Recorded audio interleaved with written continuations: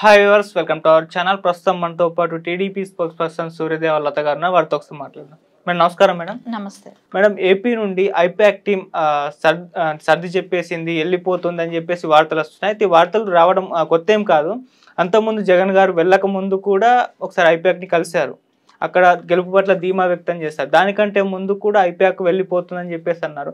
అసలు ఈ వార్తలు నిజమెంత ఉంది? మరి ఐపాక్ వెళ్తుందా ఉంటుందా? మరి ఇదే వైపు సజ్జల భార్గవ్ కూడా ఒక ఐపాక్ లాంటిది ఒకటి తీస్తున్నారు, ఆ సేవల్ని వినియోగించిపోతుంది వైసీపీ అంటున్నారు. దీంట్లో వాస్తవం ఎంత ఉంది మేడం? ఐపాక్ టీంకి అయితే మొన్న లాస్ట్ టైం కూడా మీటింగ్ పెట్టుకోవటం వెళ్ళటం అనేది జరిగింది. సో కానీ అప్పటికే అతనికి ఇష్టం లేదు ఐపాక్ టీంను కలవటం. ఎందుకంటే ప్రశాంత్ కిషోర్ గారు ఏదైతే స్థాపించాడో దానిలో అది కంటిన్యూ చేయటం అతనికి ఇష్టం లేకుండా ఉండటమే కానివ్వండి, దీని అన్నిటి మూలాన ఆయన వెళ్ళాలని కూడా అనుకోలేదు.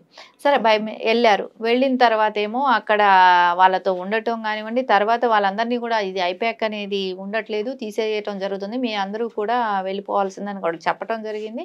దాని తర్వాత అక్కడ నుంచి వాళ్ళ దగ్గర హార్డ్ డిస్క్లే కానివ్వండి అవన్నీ మీరు హ్యాండ్ ఓవర్ చేసిన తర్వాత మీకు మీ సర్టిఫికేట్స్ మేము రిటర్న్ ఇస్తామని కూడా వాళ్ళకి చెప్పటం జరిగింది.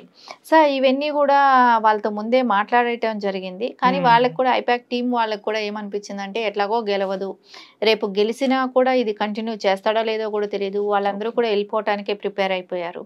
తర్వాత అది కూడా కాకుండా ఏదైతే సజ్జల భార్గవ్ రెడ్డి ఉన్నాడు, అతను ఆల్రెడీ వచ్చి సోషల్ మీడియాను మొత్తం నడిపిస్తూ అదొక టీం లాగా చేస్తూ దానికి ఒక ఆఫీస్ వేరుగా పెట్టి సో దాని మీద ఎక్కువ ఫోకస్ అయినప్పుడు సో వీళ్ళకి ఐపాక్ అనేది కొంచెం తగ్గింది. సో వీళ్ళ సర్వేలో అంతా కూడా ఐపాక్ టీం సర్వేలో కూడా ఓడిపోతున్నట్టే రిజల్ట్స్ రావటమే కానివ్వండి, దాని పర్యవసానమేగా ఏమో ప్రశాంత్ కిషోర్ గారు ప్రతి మీడియాలో కూడా అంటే ఎలక్షన్ బిఫోర్ కూడా పోలింగ్ బిఫోర్ కూడా ఆయన గెలవదనేదే చెప్పారు. సో అది గెలిచే అవకాశమే లేదని.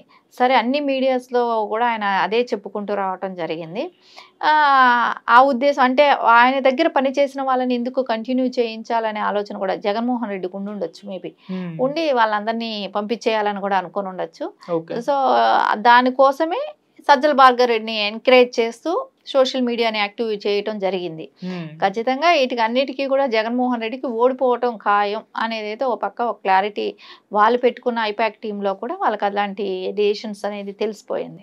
ఓకే, ఇప్పుడు సజ్జల భార్గవ్ రంగంలోకి దిగడం చూస్తున్నాం కదా మేడం. అంటే ఐపాక్ పంపించేసి తను కూడా ఒక ఇటువంటి సర్వేలు నిర్వహించే ఒక కంపెనీ ఏర్పాటు చేస్తున్నట్టు వార్తలు వస్తున్నాయి. మరి ఎంతవరకు ఇంపాక్ట్ చూపించవచ్చు అంటారు మేడం? దేని మీద అంటే ఇప్పుడు ఆయన సర్వేలో ఏ విధంగా ఉండబోతున్నాయి? వైసీపీ ఏమన్నా వచ్చే ఛాన్సెస్ ఏమన్నా కనిపిస్తాయంటారా? వైసీపీ వచ్చే ఛాన్స్ ఎలాగో లేదు. ఎందుకంటే ఏదైతే ఐపాక్ టీం వచ్చి వాళ్ళు చేసిన సర్వేలోనే వాళ్ళు ఆయనతోనే ఫస్ట్ టైం వాళ్ళు కూడా కలిసి మనకు గెలిచే అవకాశం లేదనేది కూడా వాళ్ళు చెప్పటం జరిగింది. చెప్పిన తర్వాత మళ్ళీ ఇంకొకసారి సర్వే చేయండి అని జగన్మోహన్ రెడ్డి మళ్ళీ వాళ్ళకి చెప్పటం జరిగింది. మళ్ళీ వాళ్ళు సర్వే చేసిన వాళ్ళకి అంటే ఎంతో అంత ఇన్ఫర్మేషన్ అయితే ప్రశాంత్ కిషోర్ గారికి కూడా ఇస్తారు కదా, ఎందుకంటే ఆయన పెట్టిన టీమే కదా అదంతా. సో ఖచ్చితంగా ఆయనకి ఇన్పుట్ రాబట్టే కదా ఆయన బయట వచ్చాడు, పబ్లిక్ గా చెప్తున్నారు. దాని అన్నిటికీ కూడా కారణం జగన్మోహన్ రెడ్డి చేసిన అవినీతి ఇవే కానివ్వండి, ఆయన చేసిన స్కామ్లే కానివ్వండి, ఎక్కడ అభివృద్ధి లేకపోవటమే కానివ్వండి, ఇవన్నిటి దృష్ట్యానే ఆడ రిపోర్ట్స్ రిజల్ట్స్ అనేది ఆ రకంగా కనపడుతున్నాయి. ఇవన్నీ చూసి ఇప్పుడు సజ్జల భార్గవ్ రెడ్డి అంటే సజ్జల ఎలాగో రోజు ఆయనకి సలహాలు ఇస్తూ కొడుకును కూడా డెవలప్ చేసుకోవటం మొదలు పెట్టారు కాబట్టి కొడుకుకి ఇంకొక పోర్ట్ఫోలియో లాంటి పోస్ట్ ఏదైనా ఇప్పించాలనుకున్నాడు. సో అందుకని ఈ సోషల్ మీడియా కోసం ఆయన్ని పెట్టుకోవటమే కానివ్వండి, ఆయన ఈ సోషల్ మీడియాలో ఎవరెవరైతే యాక్టివ్గా ఉంటారో వాళ్ళందరినీ టిక్ టాక్లు చేసుకునే వాళ్ళని కానీ వాళ్ళందరినీ కూడా ప్రమోషన్స్ చేయించుకోవటానికే కానివ్వండి, అన్ని రకాల వాడుకోవటమే కానివ్వండి, దానికంటూ ఒక ఆఫీస్ ఓపెన్ చేసి వాళ్ళని ఎంకరేజ్ చేస్తా, ప్రభుత్వం ఫండ్స్ అంతా దానికి కూడా వినియోగిస్తా, ఇవన్నీ చేస్తున్నది సజ్జల భార్గవ్ రెడ్డి గారే కదా మేడం. అంటే ఎలక్షన్స్ అయిపోయాయి, ఇప్పుడు ఐపాక్ తో పని లేదు, అందుకే ఐపాక్ వెళ్ళిపోతుందని ఒక రకమైన వర్షన్ వినిపిస్తుంది. ఇది నిజం అనుకోవచ్చు అంటారా? ఖచ్చితంగా ఇప్పుడు ఓడిపోయిన తర్వాత ఇంక ఇప్పుడు అప్పుడే అవసరం లేదు. సో దాన్ని కంటిన్యూ చేయడానికి ఖర్చు అవుతుంది. ఖర్చు గురించి లెక్క చేయలేండి, ఎందుకంటే దోచేసిన డబ్బు దాచుకొని ఉన్నది ఎక్కువే ఉంది, ఖర్చు పెడతాడు.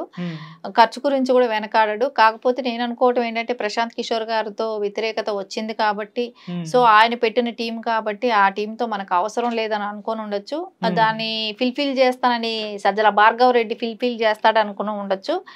సో మేబీ ఒకవేళ వెళ్ళిన జగన్మోహన్ రెడ్డి రిటర్న్ వస్తారో రారో కూడా తెలియదు కాబట్టి సో ఇవన్నీ కూడా ఇంకా మనం ఆయన ఎప్పటి వరకు 1వ తారీఖు వరకు కోర్టు పర్మిషన్ ఇచ్చినది కాబట్టి 1వ తారీఖు తర్వాత కొన్ని డెసిషన్స్ ఎలాగనేది అర్థమవుతుంది. ఒకవేళ ఎక్స్టెన్షన్ చేసుకుంటాడా రావటానికి, సో వచ్చిన తర్వాత దాన్ని సజ్జల భార్గవ రెడ్డి గారికి హ్యాండ్ ఓవర్ చేసి ఆయన సోషల్ మీడియా నడిపించినట్టే అలాంటి సర్వేలు మళ్ళీ చేయిస్తాడు, అలాంటివి ఉంటదే కానీ ఇప్పుడు అప్పుడే ఆయన వచ్చిన తర్వాత ఆ డెసిషన్స్ అనేది ఉంటాయి. మేడం ఐపాక్ వెళ్ళిపోతుందని లండన్కి వెళ్ళక ముందే జగన్మోహన్ రెడ్డి గారు అప్పుడు వార్తలు వచ్చేసాయి. కాకపోతే వెళ్ళలేదు, మళ్ళీ జగన్ గారు వచ్చి కలిశారు, గెలుపు పట్ల ధీమా వ్యక్తం చేశారు. మళ్ళీ ఇప్పుడు వెళ్ళిపోతున్న వార్తలు వస్తున్నాయి. అంటే ఈ వార్తలు అసలు నిజం ఉందంటారా, ఐపాక్ జస్ట్ కేవలం రూమర్స్ క్రియేట్ అవుతున్నాయి అంటారు మేడం?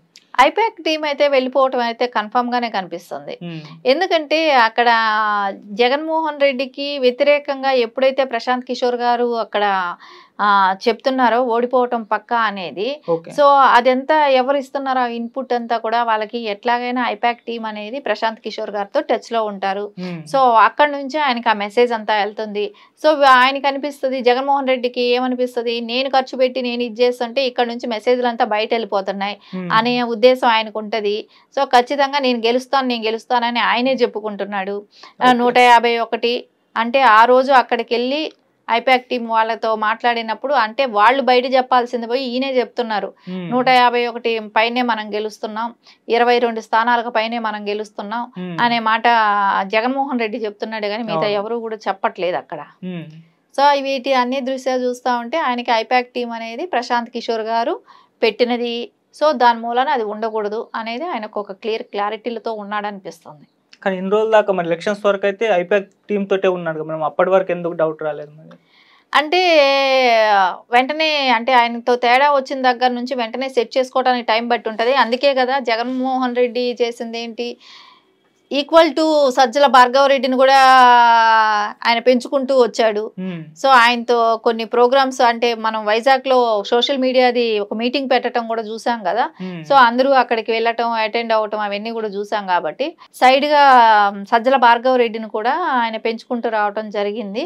వీటికన్నిటికీ కూడా ఐపాక్ చెక్కు పెట్టాలనేది ఆయనకు ముందు నుంచే కూడా ప్లాన్ ఉన్నట్టే అనిపిస్తుంది జగన్మోహన్ రెడ్డికి. Thank you so much. Thank you.